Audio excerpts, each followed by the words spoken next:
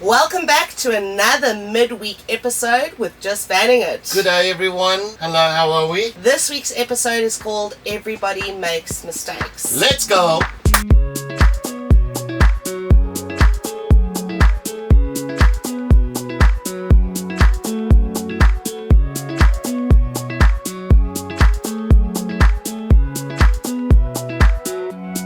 Proudly brought to you by Icheck TPMS.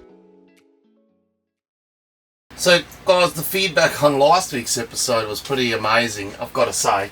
Thanks for all those people that give us feedback on our episodes. It's really good to hear that we're sort of making content that people enjoy. So, yeah. What we're hoping to do today... Hope everyone is well. What we're hoping to do today is just share our stories about the common mistakes we see people making caravan parks. Now, this doesn't just happen to new caravanners. No. This happens to everyone. We are guilty probably of all of these mistakes.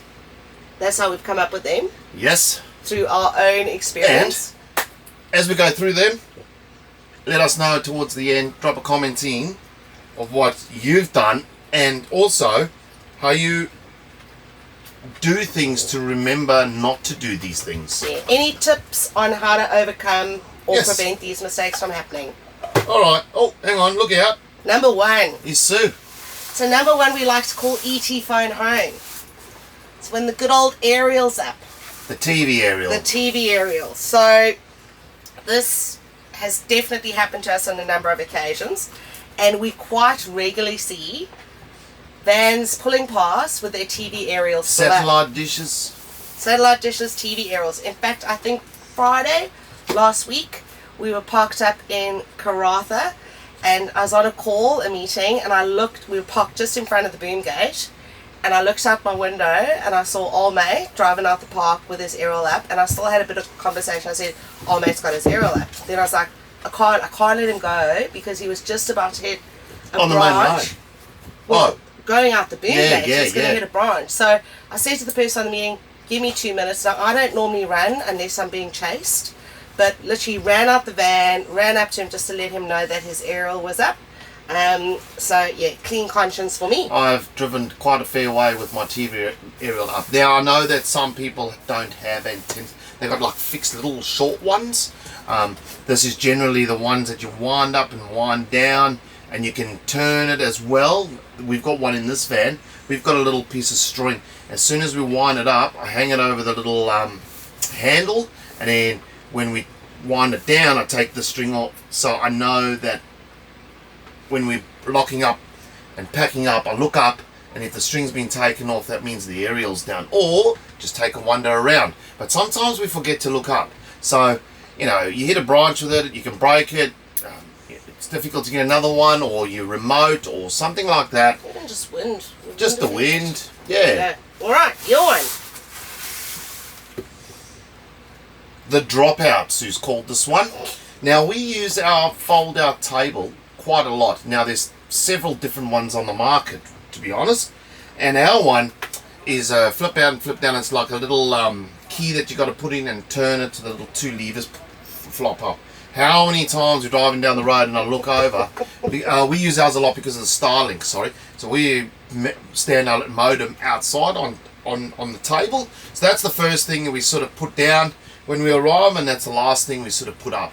Now, sometimes I'm responsible for locking that. yes, but sometimes Sue will struggle with ours a little bit, and then she will ask me, but I'm busy doing something else, and yes, we've been driving down the road, and bang, out flops the table.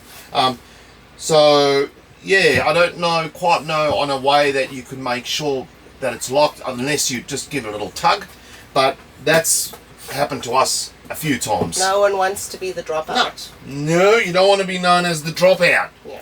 The next one.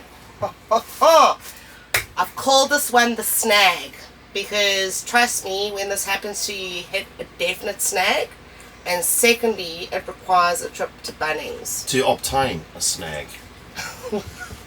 Yeah, a replacement and a snag if it was Derek.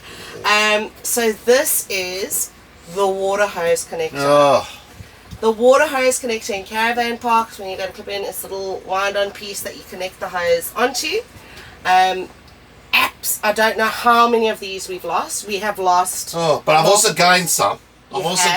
But I'm still at a negative. You're still at a negative. Not only at caravan parks, but also when you go to water filling points. Yep. You've got to obviously use them. You pull your hose off, you pack it up, you drive off, you get to the next site. Normally it's quite difficult because, you go to a water filling station, generally you're not the only one there. So you don't want to keep up old mate behind you, and I try and do things, I try and roll my pipes up, and that I can move out of the way so he can roll in. It's the pressure, it's the constant pressure of the queue at the water point. So we don't quite know of a way to remember that hose clip. Like I've thought of ways to come up that you don't, like tying a bit of fish line to the hose connector to the hose, like maybe yay long. So when you pull the hose off, you remember, oh, I've got to take the connection off the tap as well. Now most caravan parks don't supply those connections. No. But in our next budget update, I'm actually going to include budget for replacing the water connectors. Oh, they're not cheap. It's something that happens all the time. We should literally have shares of money. I do, I've got to a stage where I buy 5 at a time. But I have been okay lately. The I don't know. $5 a time or $3 a time. It starts adding up. But like I said, I've gained a brass one. Yeah, there you go. But then I lost it again. So, would you ask before we... Oh, yeah, no, look, if there's no one around, it's like, someone's left it behind. Let us know if you've lost and gained some. You could call this you win some, you lose some as well. And also, another one that what's happened to us twice on the road in 3.5 years, is when I fill up the tanks outside, we got to take the caps off, and you hose on, you hose in the one tank, and I hose into the second tank, and then I roll up everything, and I tend to have driven off without putting the caps back on there.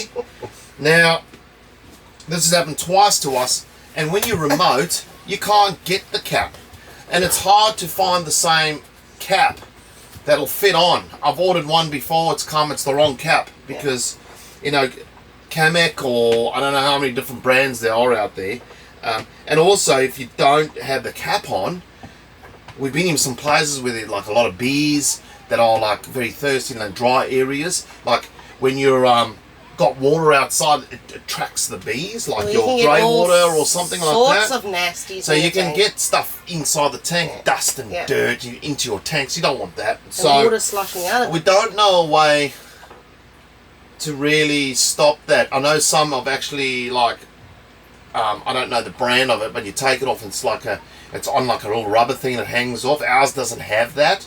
Maybe I need to do the same with a fish line or something, so it just dangles off. If any of you know how to patent something, we've got 2 great ideas here. We just need to patent them. That's it. So we've got the blind man. Now, I don't know how true this is, but I do believe it's illegal to tow a caravan I think it's the width or the height of the van, quote me on this, without any towing mirrors. And also I believe if you're not towing a caravan and you leave your mirrors out, that's also equally bad, I believe. Now, I've never been pulled up for either. I've been caught once going out the park and not realising my mirrors were fully extended, so I stopped and put them out.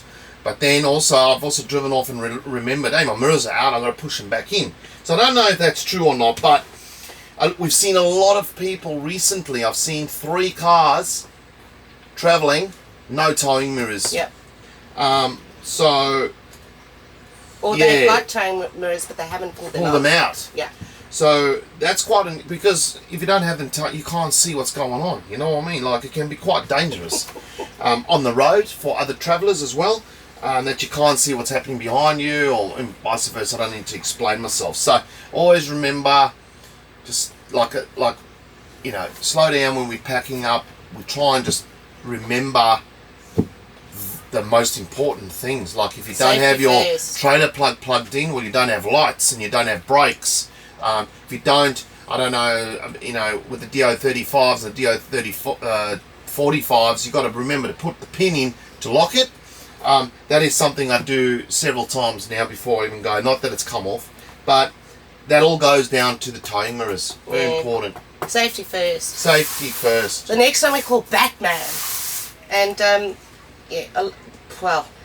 this is both people who have canopies on their vehicle. Like the gull-wing canopy doors? Yeah, because you look like you're Batman when you're driving down the street. And we stopped at a servo a couple of days ago.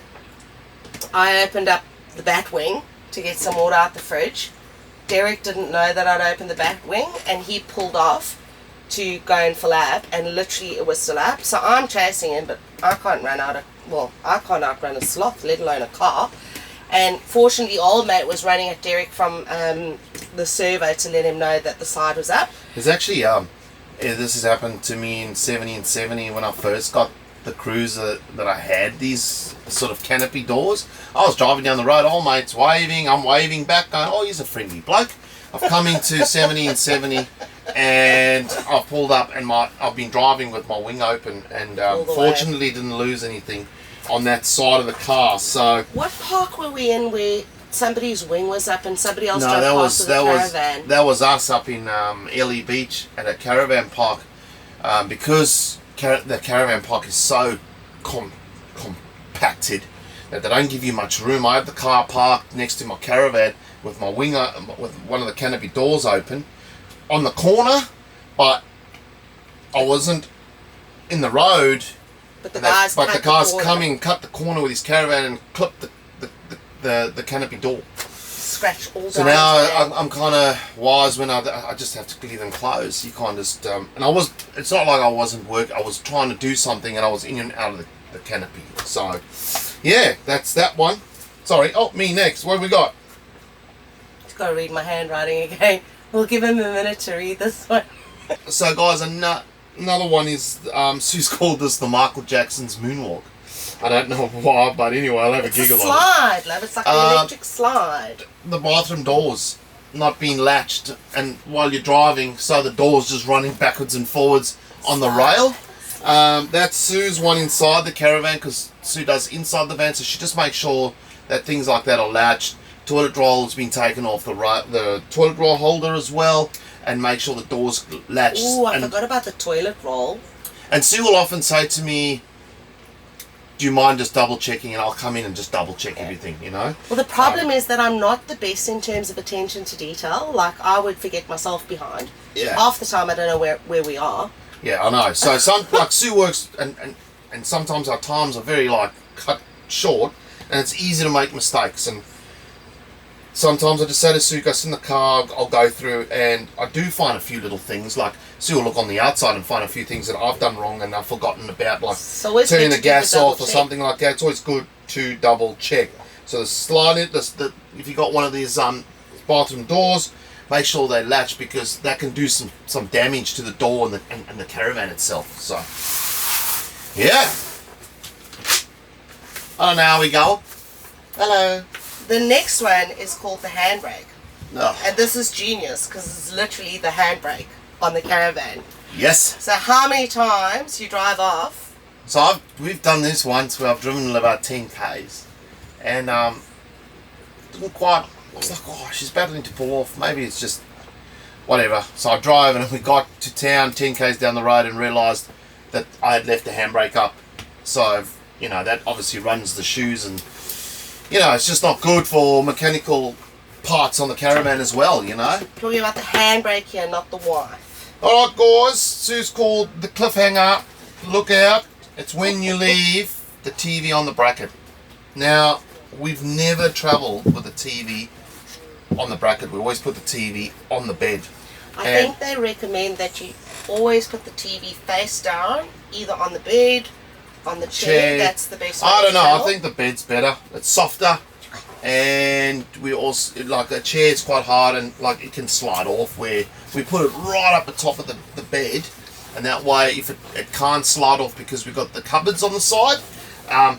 There's so many stories we've heard of people with the TVs left on the bracket, they drive off, it rips out, and the TV falls, and there's no TV because the TV just breaks. And that would not be good. No, if you enjoy your telly, we don't watch too much telly anymore. We're busy people these days. So Yeah, that's a good one. I don't know if there's a way that you can just remember to take it off. We've just embedded it in ourselves. I've never walked into the van and had the TV still on the bracket. You know, I call that the cliffhanger. Why is that? Because when you walk in, you hope it's still holding on. Oh, there you go. And secondly, it's a cliffhanger moment walking in thinking, is it still holding on? If you remember that is a Sue job, but I'll also double check. So very nervous about these Sue jobs. There seem to be a lot of Sue jobs, and I'm very forgetful, so that's a bit of a problem. Yes. The next one is what I like to call the escape artist. Now, this happens all the time. This is probably the biggest offending of the lot. Well, yes, this has happened a lot of times. And the reason I call it the escape artist is it's when you forget to latch one of your drawers or cupboards and it slides on open with the motion of the vehicle. It's generally the we got a spice rack drawer. Spice rack drawer likes to do it. But also think about this too. Sorry, as your drawer, one of your drawers slide open, and in that bouncing on the road, it'll just break the drawer. You know. Well, there are two reasons this happens. Either I forgot to latch them, which is generally the case, or alternatively, in our old van, we had two drawers that just weren't set quite right. It latched, but it didn't latch well. Yeah. So if there was any corrugation or bumps, it would unclip. The drawer would slide open, and it's the escape artist because whatever's in the drawer or on the racks escapes and goes running around the van while you're driving. So I do tend to think, as a last look around, I like to check the latches, but also we've got black cabinetry and we've got black latches. So sometimes, this is my excuse anyway, sometimes it's difficult to notice if they're not latched. It is a bit, because our latches are black and our cupboards are black. Oh, so thank you, love. I appreciate the support. it is a tough one. The Big Banger Theory. The Big Bang Theory, love. Oh, It's the a very Big Bang popular series. I've done a couple of these based on movies, like The Cliffhanger, The Big Bang Theory. I've just got to say something. We're looking a bit. It is that hot where we are. We're up in the tropics here now, and there's no breeze to cool us down. What do you mean? I'm as fresh as a daisy. I mean, like this window closed, so we don't get a reflection of the light. Otherwise, you wouldn't see us. We've got the door closed to try and keep the noise out. So I don't know. I feel terrible. Like I've showered, we've swam, we've done everything. But anyway, I feel fresh from the Big Bang Theory. Going back to that one, is when you leave the stove lid and countertop up. And done this a few times. If you've got a glass top, it'll break. We've heard stories of that too. Shatters. And now that's, another. I don't think the stove. It's not. I don't think. I know it doesn't. But the stove won't work while it's down. So I don't know where I was going with that. So yeah, the stove, and it shatters and breaks, and you got to replace sort of the whole unit, I think, or possibly you could get a top. But just think, being remote, like things just where we are now, it takes 2 weeks to get anything up to where we are, and that's like express post, because it's got to fly in, and then it's got to get on a truck, and then it's got to get there and here and everywhere, and things like that just cost money. And something so simple to make sure it's down, and believe us, it's happened to us, but fortunately it didn't break. And that was actually up in Cape York. Found the kettle on the floor. And I left the kettle out too. Yes, we stopped on the side of the road. Sue made a coffee, I think it was, and she's forgotten it. Fortunately, it didn't break, and we, imagine doing the whole Cape without the top of the stove. Like, it's just, it's not good. The next one now, I might be giving away my age here because it was a very popular song when I was in my teens. It's called "Don't Go Chasing Waterfalls." Wow. And this one has happened to a number of people that we know, and it's kind of like, how would you put it? It's when everything just aligns into a really bad circumstance. So you leave your water pump on, your plug's in your sink, you've got items in your sink, and you're traveling on corrugation, which means the items in your sink are jumping up and down, and they knock the tap up, the handle up, which means that the water starts running and it becomes a waterfall. And when you stop at your location, you flooded van. Yeah. So we always turn the water pump off when we travel. Now I know that's must probably common sense, like you should be turning it off, but you know it happens to so many people. And when you flood a van, now we weren't travelling. I'll tell you a little story. We weren't even travelling, and Sue flooded the van. There you go. The old flood story. 3 times. I don't know what, but it's not a direct go at Sue. Like Sue was working, and she had a little break, and she took Sophie for a walk. This is going back a bit, and I don't know. Fortunately, I've come home. So this is when we were working in the caravan park. It was a lovely walk. I've come home. Sue's turned the tap on to fill the dog bowl with water, but then walked Sophie at the same time and left the tap filling Sophie's water bowl outside the sink and just flooded the van.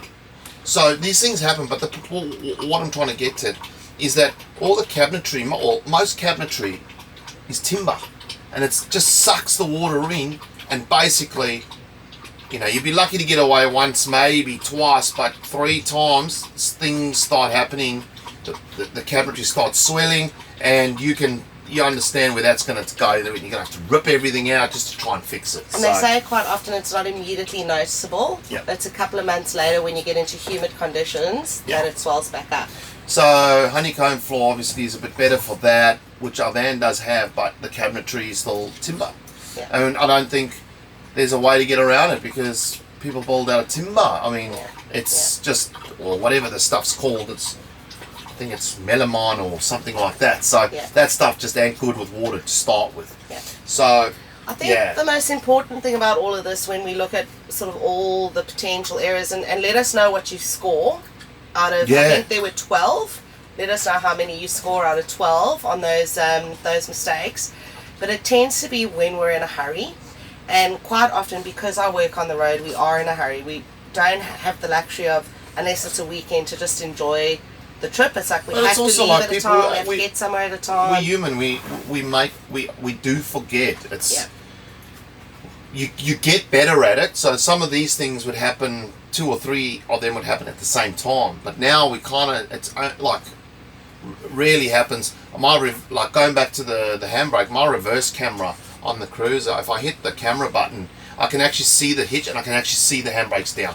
So when I'm pulling out, I'm actually clicked on that to make sure that the handbrake is down, and I can stop if I'm leaving a park before we even get onto the motorway or anything like that. There's just a few things. One other thing that I've got to say that has been happening lately to us, and it's because of the roads, and we can't really wash caravans where we are. So your rig, and you're going to places like Caravanning and stuff like that.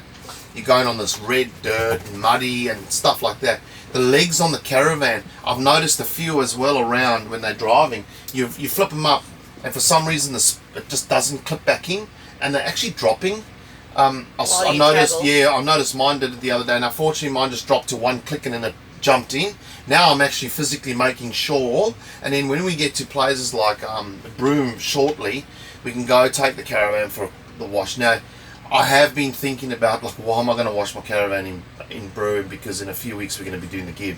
And it's just, we'd like to look after it. But then I actually don't use WD-40. I actually got silicone grease, like a spray, and those little latches and stuff like that, I spray and try and get into it, and I make sure when I flip them up they clip back in. So it's just general maintenance as well on caravans. And you know, it's all right to laugh at a bloke riding out with his aerial stuck up or something like that, but it's not cool if it happens to you and you hit a tree. So so 2 tips. I think there are 2 ways, and we'd love to hear from you if you've got any prevention measures or tips from preventing this from happening. Firstly is an actual list. So you can get a packaway list and a setup list where you can actually walk around and you can tick that you've checked everything. And I know a lot of people, they're available online. A lot of people use those and then just amend them and personalize them. And the second one, which Derek and I use, is just the double check. So I pack up the inside, Derek packs up the outside. When we're done, we switch over, and you just do sort of an around the grounds, and generally that does prevent things from happening. And also just making sure, sorry, I know you want to say something, I'm jumping in, I talk a lot. Just making sure that you slow down and pay attention, And especially we mentioned it in a previous video, if you get interrupted while you're doing something, just be cognizant that you've been interrupted and just slow At the down end of and the recheck. day, if we can iron out all these little things, this is why we do these videos. Now, look, we're no experts in the game. Oh no. All these things last week and this week is like, it's happened to us, and it Yeah. most probably will happen again. But we try, because we're all out here traveling to try and have a good time, and there's nothing worse than having to always get somewhere to wait for something to get fixed. And it's happened to us several times. Like, and some things are you can't help, that's understandable. It's life. You cannot have a perfect, especially when you're doing. I think we even done one of these episodes where you travel around Australia, 12 months, 6 months. There's bound to something's gonna go wrong that you're gonna have to do. So if we can try and iron out all these little things, then when mechanically something goes wrong, that's out of our control. If you keep up to date with services and stuff like that, hopefully you should be able to go around traveling without any hiccups on that side. And then you're also trying to iron out these little things and trying to have a good time. Yeah. Remember, we're here to have a good time. And you know what? Like we said in the beginning of this video, everybody makes mistakes. So if it does happen to you, be easy on yourself, forgive yourself, and like Derek says, just remember to have fun. Yep. Alright guys, that's it for this episode. If you like what you've seen, please hit the like and subscribe button below. It's a way that you can support our channel to grow. Costs nothing, but means the absolute world to us. Alright guys, from myself soon Bobby, have a fantastic week and enjoy whatever you guys are doing, and we'll see you again in the next episode. Ta-da!